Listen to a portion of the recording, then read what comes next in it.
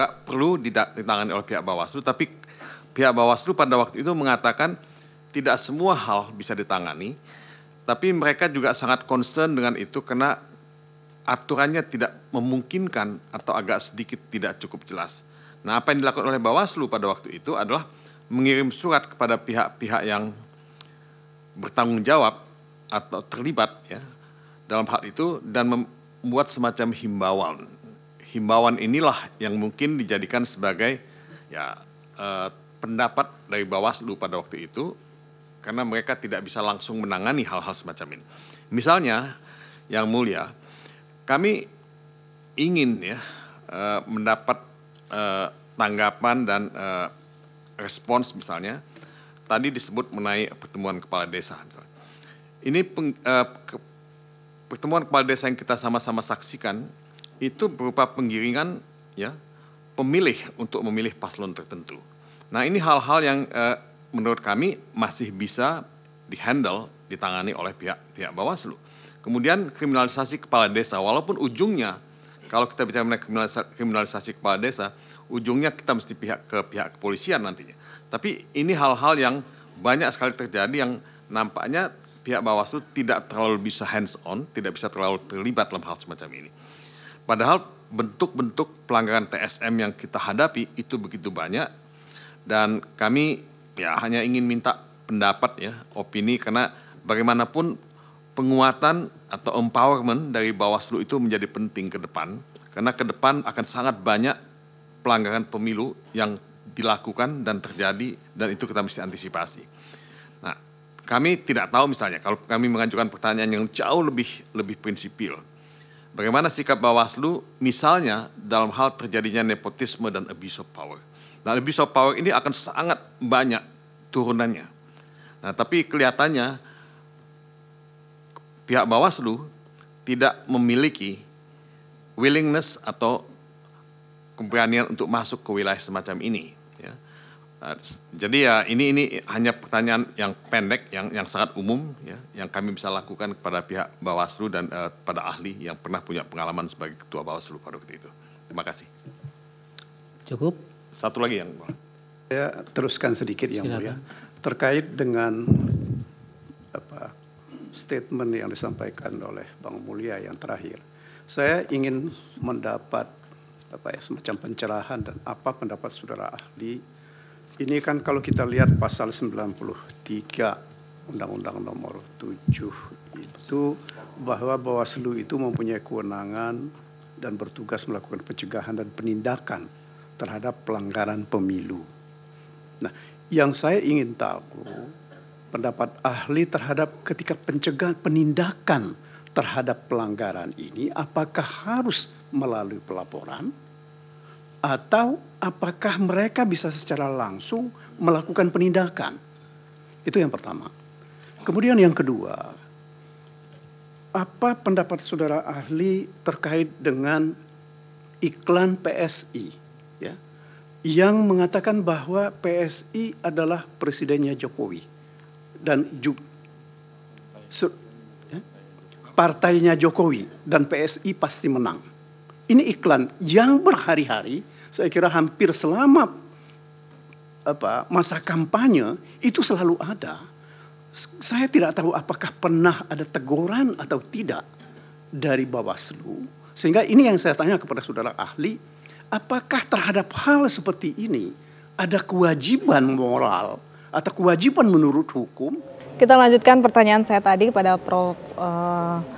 Juanda bahwa tepatkah bahwa saat ini keabsahan gugatan terhadap keabsahan dari pencalonan Gibran apakah seharusnya dilakukan sengketa proses ataukah saat ini dari MK? Ya kalau secara hukum tata negara ya menurut saya memang selayaknya itu dulu ya kita harus akui itu ya dalam akidah keilmuan saya harusnya dulu pada ketika Gibran didaftarkan tidak berdasarkan PKPU yang benar misalnya sebelum dirubah itu kemudian pada saat itu ketika itu disampaikan diterima oleh KPU maka kalau mereka menganggap bahwa ini adalah kekeliruan dan itu melanggar hukum, melanggar dari peraturan perundangan, katakanlah peraturan administratif yang ada di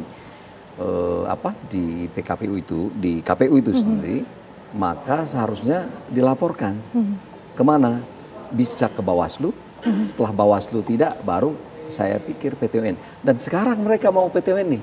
Nah, ini ya soal apakah ini agak terlambat sebenarnya kalau saya menilai. Namun demikian ya, bukan berarti tidak boleh atau diharamkan mempersoalkan itu di namanya orang berjuang ya. Saya dalam posisi melihat bisa saja dengan demikian nanti hakim teryakini gitu, bukan terpanggil. Menjadi pertimbangan. Menjadi pertimbangan. Saya kira itu menurut saya kalau misalnya ini menjadi sebuah katakanlah kata kunci untuk meluluhlantakkan putusan KPU, saya kira agak lemah kalau itu. Tetapi saya melihat memang menurut saya terlepas dari tepat atau tidaknya sekarang, menurut saya sependapat bahwa sebenarnya pendaftaran itu bermasalah. Pendaftaran Gibran. Pendaftaran yang bermasalah. Ya, karena dia mendaftarkan ya pada saat PKPU belum di. Nah, itu sangat disayangkan kalau dulu dan padahal sebenarnya saya sudah menganalisis dengan mahasiswa S3 saya. Kalau ini masuk ke Bawaslu dan Bawaslu tidak menerima atau tidak ini ke PT UN, tapi tidak terjadi kalau. Baik. Atau mungkin saya tidak tahu ya. Tanggapannya nih, Prof. Jadi begini ya, soal pendaftaran Gibran. Itu dilakukan setelah Mahkamah Konstitusi memutuskan boleh, ya kan, dengan peraturan. Nah, kalau kita lihat dari segi praktek di Mahkamah Konstitusi awalnya hanya membatalkan undang-undang ya, nah, tidak berlaku dan sebagainya karena peraturan konstitusi. Ini sekarang enggak, dia membuat norma baru. Baik, jadi kita akan melihat dulu Prof ya, saya potong mohon maaf. Kita akan melihat bagaimana saat ini keterangan yang akan disampaikan oleh salah satu kuasa hukum dari 02. Yang pertama terkait dengan setiap laporan yang telah diajukan kepada Bawaslu, tentunya pasti melahirkan ada status hukum. Status hukumnya itu apakah dianggap atau dikualifisir telah memenuhi syarat formil atau syarat material. Begitupun juga sebaliknya, bisa saja nantinya persyaratan itu, pengajuan laporan itu berujung kepada dua hal itu. Dianggap tidak memenuhi syarat material maupun syarat formil. Nah, atas status hukum seperti itu, apakah menurut saudara ahli merupakan kewenangan lembaga lain untuk menilai kembali ya status atau produk yang telah dikeluarkan oleh Bawaslu itu? Bahwa produk itu bukan saja berupa satu putusan, tapi juga termasuk status hukum ataupun status laporan itu, apakah dapat ditindaklanjuti atau tidak. Itu yang pertama. Yang kedua, sebagaimana yang kita ketahui, kalau kita membaca dari permohonan pemohon, masih muncul nomenklatur baru yang barangkali tidak pernah ada dalam ekosistem hukum beracara ataupun dalam hukum pemilu kita tentang adanya KKN, atau semacam abuse of power yang didalilkan oleh pemohon. Dalam soal ini, saya ingin mendapatkan satu perspektif yang barangkali secara akademik bisa kita pahami bersama pada hari ini.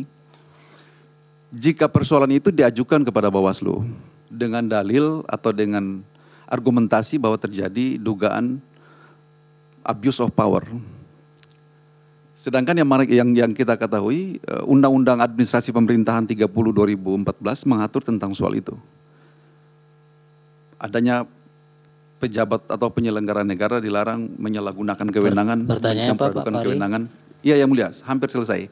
Menyalahgunakan kewenangan dan atau melampaui kewenangan.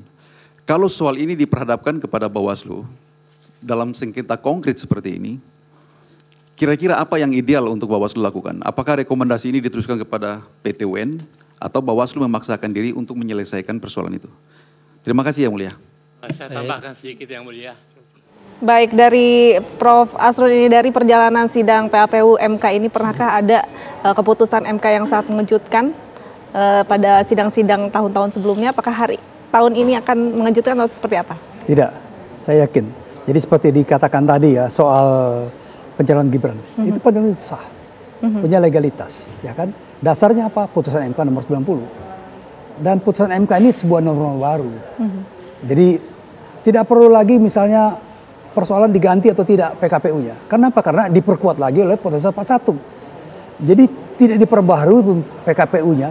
KPU itu melaksanakan undang-undang, melaksanakan putusan MK, melaksanakan konstitusi. Jadi tidak ada masalah itu. Secara hukum ya, tidak ada masalah. Ya kan saya tidak menyerah karena saya agak berbeda ini. Nah, gini. Ya. Jadi itu ini selesai. Mau digugat apa? Mau digugat putusan MK? Ya nggak bisa. Karena dasarnya penetapan Gibran itu adalah putusan MK. Itu basicnya dan banyak sekali ya, putusan MK yang memberi norma baru nggak perlu ada kelanjutan. Misalnya contoh masa jabatan kepala daerah, itu putusan MK. Ya, kemudian katakanlah lagi persoalan orang bekas narapidana boleh mencalonkan sebagai anggota DPR, itu putusan MK dan diurut semua. Itu norma baru. Ya, dan kemudian karena itulah sebagai norma baru, orang terikat dengan undang-undang, orang terikat dengan MK. Putusan MK itu tidak ada perdebatan, ya kan? Tidak ada perdebatan, harus tunduk, taat dan melaksanakan. Itu tugas KPU. Setuju? Betul. Prinsip umum benar. Tapi di dalam Undang-Undang 7 2017 ada pasal mengatakan bahwa produk seperti itu perlu di ACC persetujuan dengan DPR. Itu yang tidak dilakukan oleh PKPU. Tapi kalau misalnya penetapan itu ya, basicnya putusan MK. Nggak perlu persetujuan DPR. Payung besar. Tapi kekhususan ya baca kalau PKPU saya sepakat. Nah, itu sepakat ini kan. Tapi pada saat itu ada kondisi darurat. Itu bermasalah. Ada dan kondisi itu yang darurat. dipersoalkan oleh 01 sama 03 ini kan gitu. Nah, ini mereka tuh nggak ngerti. Soal misalnya bahwa putusan MK itu harus ditaati sebagai sebuah norma. Saya tanya gitu, Pak. Kita tidak bisa mengatakan orang tidak mengerti. Itu tidak bagus. Katakanlah misalnya, Prof Mahfud tidak ngerti apa? Ngerti dia, Prof Mahfud memang nggak ngerti dia. Nggak ngerti. Kalau dia ngerti, pandangannya saja berbeda. Prof Mahfud dia bilang, ini saya ke MK bukan persoalan kalah menang. Loh, ngapain ke MK? Apa mau cerita-cerita? PKPU ya. PKPU itu. Kalau PKPU sepakat, Pak. Nah, itu yang saya maksud. Tapi kalau misalnya penetapan Gibran atas dasar putusan MK, final. Selesai. Kalau mau gugat ke PT UN, diuji itu. Sudah baik, Bapak-Bapak, Prof. Kita lanjutkan lagi dialog di luar dari siaran ini, namun kita akan kembali lagi. Terima kasih, Prof, sudah hadir di Breaking News TV One hari ini. Dan pemirsa, usai jeda, Breaking News TV One masih akan kembali sesaat lagi.